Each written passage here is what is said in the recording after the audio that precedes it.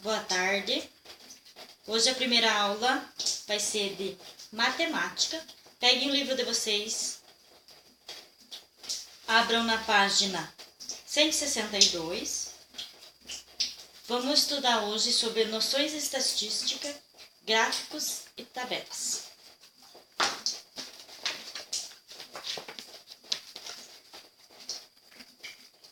Página 162. Vamos fazer a leitura.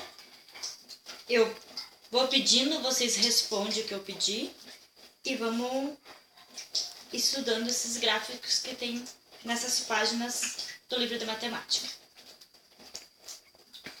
Gráficos e tabelas. É comum ver em jornais, revistas, internet e outros meios de comunicação o uso de gráficos e tabelas para apresentar dados numéricos de maneira organizada. Observe alguns exemplos. Vamos ver esses exemplos aqui. O primeiro exemplo é de livros vendidos no Brasil, em milhões de exemplares. Então, vamos lá. Em 2004, quantos milhões de livros foram vendidos? Muito bem, 288.000,6. No ano de 2005, 270 milhões,3. No ano de 2006, 310 milhões,3. Em 2007, 329 milhões,2. Em 2008, 333 milhões,2. No ano de 2004, eu falei 288 mil, não é mil, é milhões, tá? Próximo gráfico. Extensão territorial aproximada de alguns estados brasileiros. Distrito Federal, Rio de Janeiro, Rio Grande do Norte, Alagoas, Espírito Santo e Sergipe.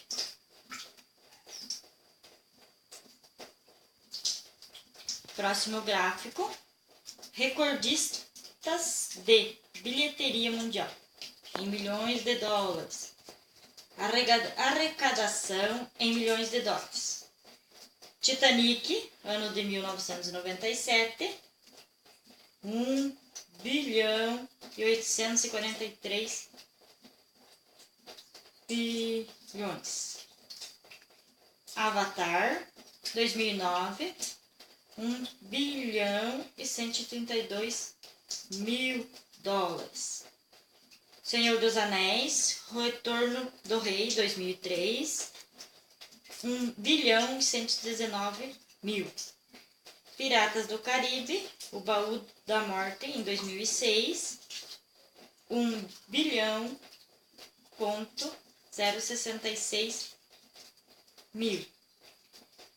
Batman, Cavaleiro das Trevas, 2008, 1 bilhão,00,2 mil dólares.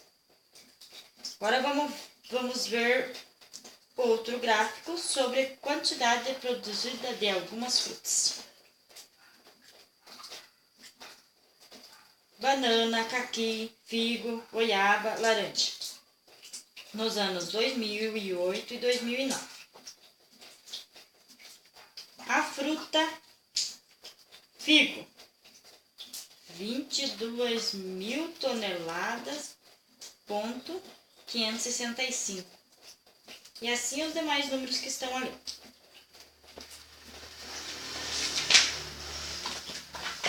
Próxima página, outro gráfico. O gráfico a seguir é chamado gráfico de barras. Neste caso, o gráfico de barras foi utilizado para representar a idade de algumas dos mais famosos desenhos animados. Idades dos mais famosos desenhos animados em 2001.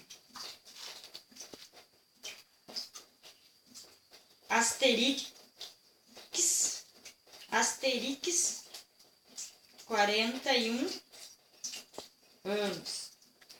Demônio da Tasmânia, 46. Gato Félix, 82. Mickey Mouse, 73. Papaléguas, 51. Todo gráfico deve ir acompanhado de título, fonte de informações. O título é utilizado para deixar clara a informação principal que se deseja transmitir. No gráfico acima, o título é... Qual que é o título desse gráfico? Isso, idade dos mais famosos desenhos animados. Nesse gráfico, a fonte das informações mostra a origem dos dados e a data em que foram publicados. Note que esse gráfico possui dois eixos. Horizontal, que indica o nome dos desenhos animados, e outro vertical, que indica a idade desses desenhos. Agora, vamos fazer uma pesquisa, daí vocês vão construir um gráfico sobre a pesquisa. Levante a mão quem gosta de futebol. Vamos contar quantos? 1, 2, 3, 4, 5. Só os meninos gostam de futebol nessa sala e as meninas. Vamos ver quem gosta de tênis de mesa. 1, 2, 2 meninas.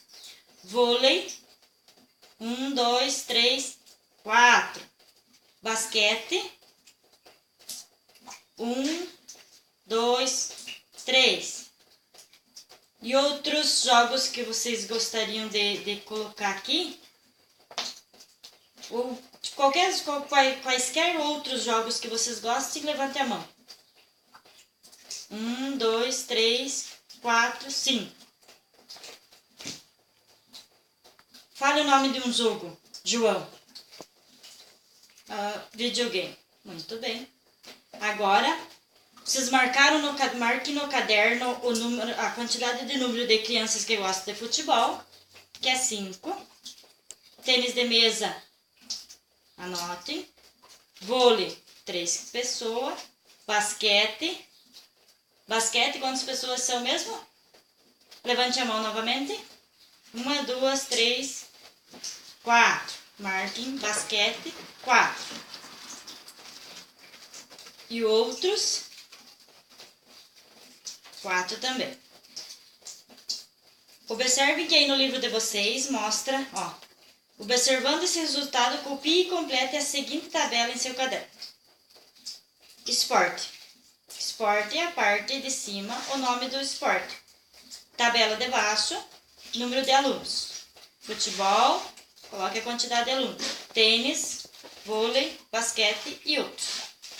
Agora vocês vão construir um gráfico. Igual o gráfico da página 164. E responder essas perguntas que tem no livro.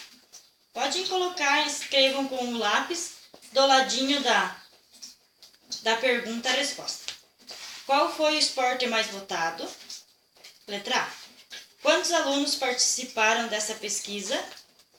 Letra C. Qual foi o esporte que teve 4 votos?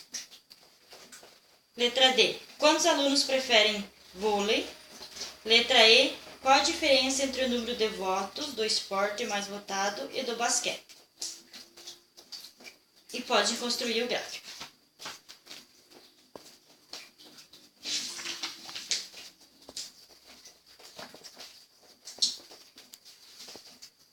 Terminamos a nossa aula de matemática. Vamos para a aula de ciências agora. Aula de ciências, peguem o livro de vocês, livro didático.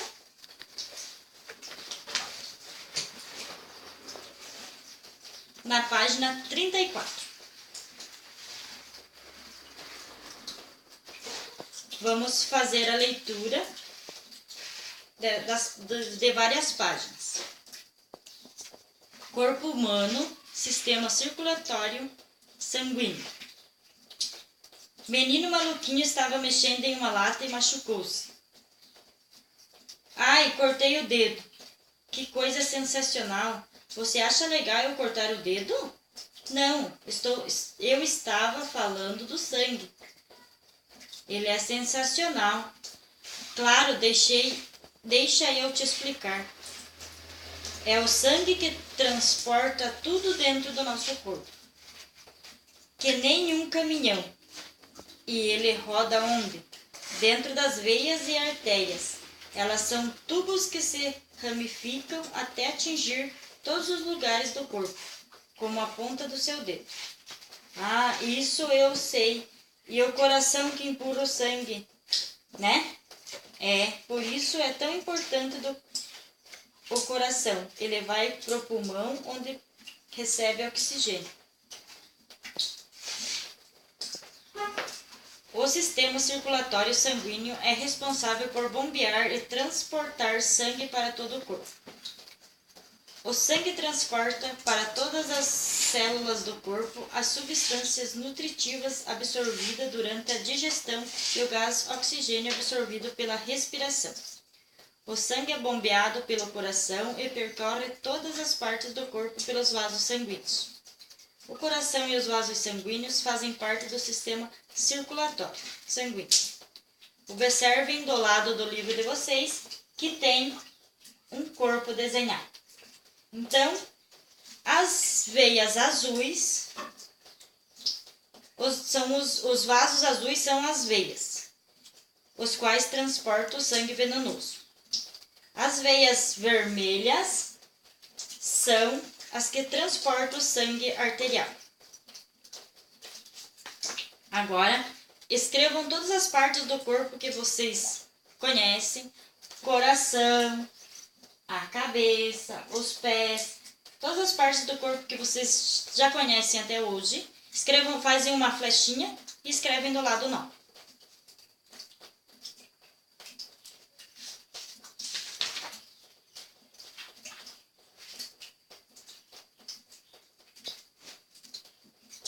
Depois que vocês fizeram, agora vamos para a página 36. Vamos fazer a leitura dessa página. O sangue, entre as outras funções, transporta substâncias por todo o corpo e protege de agentes nocivos os glóbulos vermelhos, os glóbulos brancos e as plaquetas. São alguns componentes do sangue. Os glóbulos vermelhos, ou hemácias, são células sanguíneas. Eles são responsáveis pelo transporte de gás oxigênio e gás carbônico por todo o corpo. Os glóbulos brancos, os leucocitos, também são células sanguíneas. Eles protegem nosso corpo contra vírus, bactérias e outros corpos estranhos. As plaquetas são pequenos fragmentos celulares que auxiliam na coagulação do sangue, evitando o sangramento. O plasma é um líquido amarelado que constitui cerca de metade do sangue do corpo humano. Nele há substâncias como água, proteínas, nutrientes e hormônios. Agora, os vasos sanguíneos, na página 37. Vasos sanguíneos. Os vasos sanguíneos são tubos pelos quais o sangue percorre todas as partes do corpo.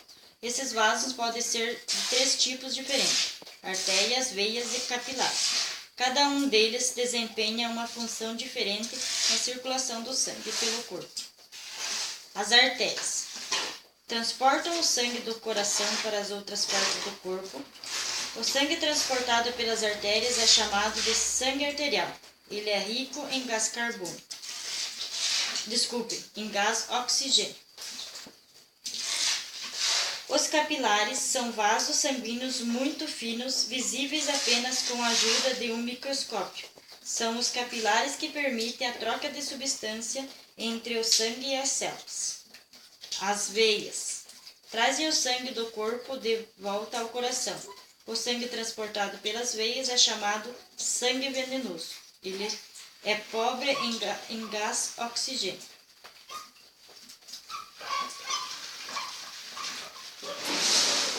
Vamos para a página 38.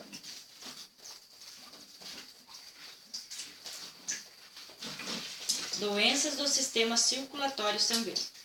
Existem várias doenças relacionadas ao sistema circulatório sanguíneo, entre elas estão a anemia e a arritmia. A anemia consiste na redução da capacidade do sangue de transportar gás oxigênio. Ela caracteriza-se pela redução da quantidade de glóbulos vermelhos ou pela diminuição da quantidade de hemoglobina, principal responsável pelo transporte do gás oxigênio. Os principais sintomas da anemia são cansaço, palidez, falta de apetite, desânimo, falta de concentração e dor de cabeça. A anemia pode ser causada pela carência de nutrientes como ferro, zinco, vitamina B12 e proteínas. A anemia causada pela carência de ferro é a mais comum. Por isso, para prevenir essa doença, é importante ingerir alimentos que contenham ferro, como fígado, carne de boi, peixe, frango, feijão, entre outros. A arritmia é uma alteração no ritmo dos batimentos do coração. Depende do caso, o coração pode bater muito rápido, muito devagar ou de forma irregular. Muitas vezes a arritmia resultado das más formações no coração. Porém, ela também pode ser causada por outros fatores, como o consumo de cafeína, bebidas alcoólicas, cigarros ou drogas. Os sintomas mais frequentes da arritmia são palpitação, dor no peito, falta de ar e até mesmo desmaios.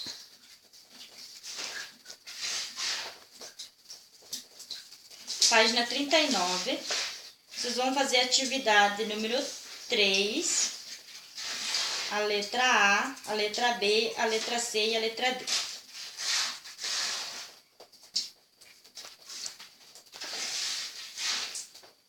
Eu vou ler para vocês e em seguida vocês já respondem no livro mesmo, tá? Igor estava com dor de cabeça, pálido, desanimado, com falta de apetite e de concentração. A médica retirou um pouco do sangue de Igor para fazer exames. Quando os mesmos ficaram prontos, a médica os analisou e disse: O que vocês acham que a médica disse?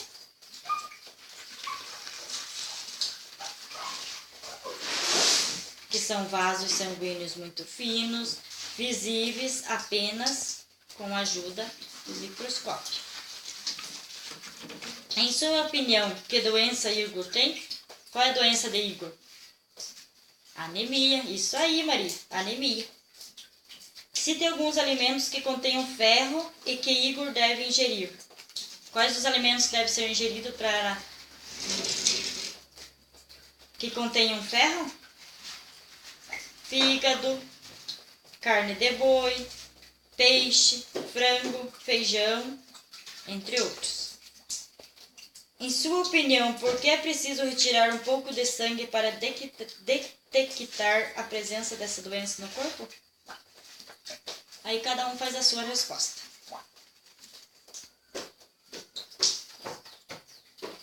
Você já fez exame de sangue?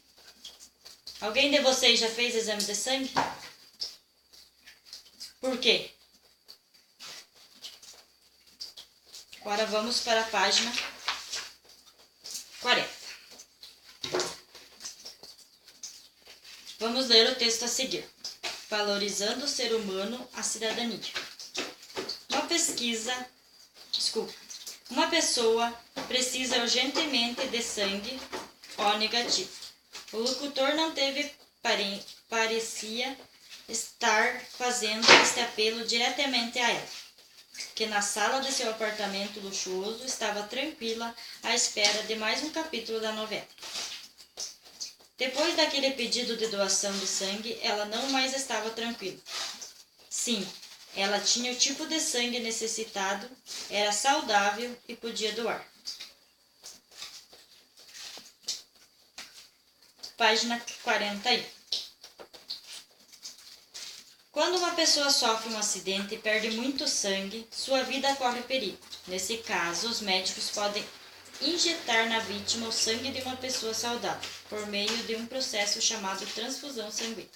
A transfusão sanguínea também pode ser necessária quando as pessoas passam por certos tipos de cirurgia ou têm determinado tipo de doença.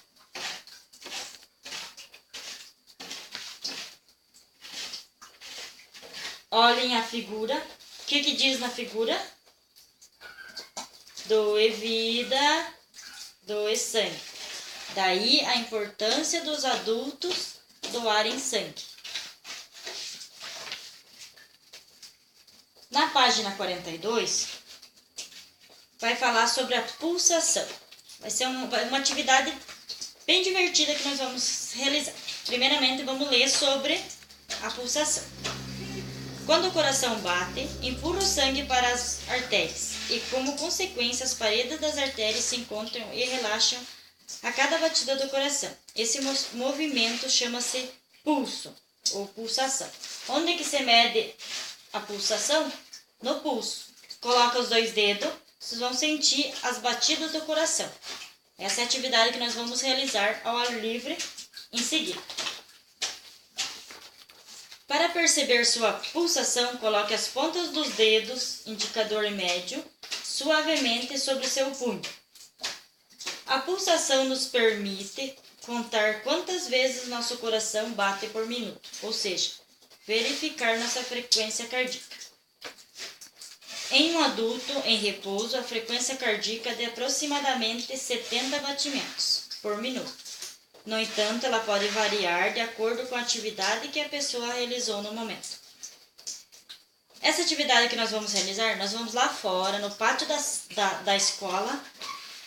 Eu faço uma pergunta e vocês, por exemplo, a hora que vocês chegarem lá no pátio, vocês vão sentar na grama e vão contar. A hora que eu dizer começa, vocês começam. E eu vou marcar 1 minuto no relógio e vocês vão contar quantos batimentos cardíacos. Depois disso, vocês vão caminhar pelo pátio da escola. A hora que é o momento que eu dizer parem, vocês vão parar e vão contar os batimentos cardíacos. Mesma coisa que a hora que estiver sentado. Depois vamos correr de volta até lá na grama. Vamos contar de novo. E voltando para a sala, a hora que nós sentar na sala, vocês vão contar de novo. Portanto, peguem uma caneta e um caderno para vocês anotarem os batimentos cardíacos. Vamos lá? E assim se encerra a nossa aula de ciências de hoje. Agora vamos para a aula de geografia. Quantos minutos? Agora a aula de geografia. Vamos pegar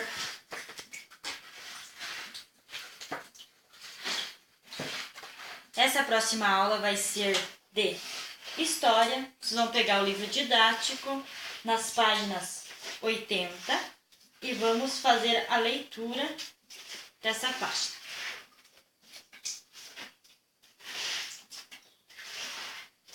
Essa leitura que vamos fazer é sobre os descendentes africanos. No Brasil atual, os descendentes africanos podem ser encontrados em todas as regiões do país. Com referência a eles, este livro, ao trazer informações quantitativas, usará os dados e os conceitos utilizados pelo Instituto Brasileiro de Geografia e Estatística, IBGE. Santa Catarina, essas populações sempre foram muito importantes. No decorrer do século XIX, eram mais numerosas nas regiões de Florianópolis, São Francisco do Sul, Laguna e São José. Atualmente, são outros os locais que concentram o maior número de descendentes de africanos em Santa Catarina, como demonstra essa tabela que vamos ver. Estado de Santa Catarina, ano 2000. População preta e parda e números absolutos. Municípios que apresentam maior contingente populacional. Município: Florianópolis, Joinville, Lages, Chapecó, Criciúma e São José. Do lado está a quantidade de população preta e população parda. Os movimentos sociais empregam a expressão negro, entendia como abrangendo a soma de total população de pretos e pardos. Muitos desses pretos e pardos se autodenominam afro-brasileiros. Outros afirmam que são afrodescendentes. Esses termos indicam que se trata de brasileiros que desejam salientar o fato de serem descendentes de africanos. Para entender melhor essas expressões, é preciso ter algum conhecimento da história dos africanos no Brasil. Vindos da África. Após o descobrimento do Brasil, na região Nordeste já se desenvolviam plantações de cana-de-açúcar e havia engenhos destinados à produção do açúcar. Um produto, então, muito valorizado na Europa, mas faltava mão de obra para trabalhar nesses engenhos. Então, quem que vem trabalhar? Os povos africanos, né? Para resolver a questão, iniciou-se a escravização indígena. Os índios, porém, não se acostumaram com esse tipo de vida. Diante das dificuldades de escravizar os índios nativos da terra, pensou-se em utilizar o trabalho de pessoas vindas de muito longe. No ano de 1549, o rei de Portugal autorizou que os primeiros africanos fossem trazidos para o Brasil como escravos. Então, iniciou-se a escravização dos africanos no ano de 1549, aqui no Brasil. No continente africano habitavam populações que não tinham a pele clara, como a maioria dos europeus. Eram negros que pertenciam a diferentes grupos. Os grupos eram chamados nações, como os Minas, os Angolas, os Rebolos, os Gabanais, os Mongolos, entre outros. Entre os negros trazidos para o Brasil, predominavam duas grandes nações, os Bantus, os sudaneses. Os Bantus vinham da região de Angola, Moçambique e Congo. Os sudaneses eram originários da Costa do Marfim, Nigéria e Dahomey, atualmente República de Benin. Africanos dos grupos Mina e Monjolo vieram para Santa Catarina. Os africanos eram aprisionados pelos mercadores de escravo ou nas lutas entre tribos rivais. Os perdedores eram vendidos como escravos. A compra costumava ser pega como mercadorias, como fumo, mandioca e água ardente. Os navios onde os escravos viajavam, amontoados nos porões, eram conhecidos como navios negreiros. Já ouviram falar nos navios negreiros, né? Olhem ali do lado que mostra as pessoas todas juntas, todas amontoadas dentro do navio. Os navios negreiros chegavam aos portos de Recife, Salvador, Rio de Janeiro, trazendo homens e mulheres e crianças para serem vendidos em leilões públicos. Os que se destinavam a Santa Catarina precisavam fazer ainda uma outra viagem, agora navegando no litoral do Brasil rumo ao sul.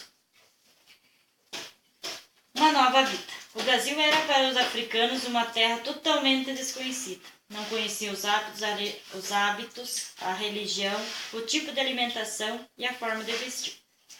Transformados em escravos, não puderam conservar seu antigo modo de vida. Um fato muito marcante é que os africanos não sabiam falar a língua da terra e assim precisavam aprender o idioma falado no Brasil. Como consequência, foram esquecendo suas línguas de origem africana. Para conseguir sobreviver, os africanos reagiram de diferentes maneiras diante da vida de escravidão no Brasil.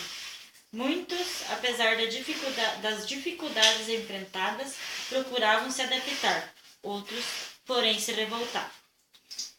Trata-se de uma situação realmente difícil de aceitar, pois, como aponta Emília Viotti da Costa em seu livro Da Senzala à Colônia, se vocês tiverem um tempinho, na hora do recreio, passem na biblioteca e procurem esse livro para vocês fazerem a leitura sobre ele. Aí, para onde seu senhor quisesse. Ocupava-se das atividades que lhe fossem atribuídas, morava onde o senhor mandava e comia o que lhe era dado. Então, eles eram mandados pelo senhor. Onde o senhor mandava, teria que ir. A comida era o que o senhor mandava comer. E e mesmo assim a difícil condição de escravo. Como todos os seres humanos, os negros mantinham entre si relação de amor e de amizade. Havia casamento entre eles, entre os escravos. Muitos escravos tinham sua religião, mas aceitavam a religião católica. Aqui mostra a oração que eles faziam. Pois na casa grande os brancos rezavam da forma deles e os negros na senzala da forma dos negros. Com Deus me deito, com Deus me levanto, com a graça de Deus e do Espírito Santo. Se dormir muito, acordai-me. Se eu morrer, alumiai-me, com todas as tochas da vossa trindade, da mansão da eternidade. Então, vocês vão fazer atividade para casa, vocês vão pesquisar na internet e fazer uma tabela sobre a quantidade de pessoas pardas e preta na nossa região, a região de Santa Catarina.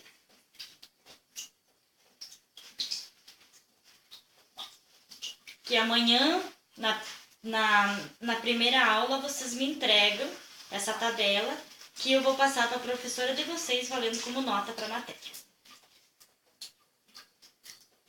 Tenham uma boa tarde e vamos esperar bater o sinal que falta 2 minutos.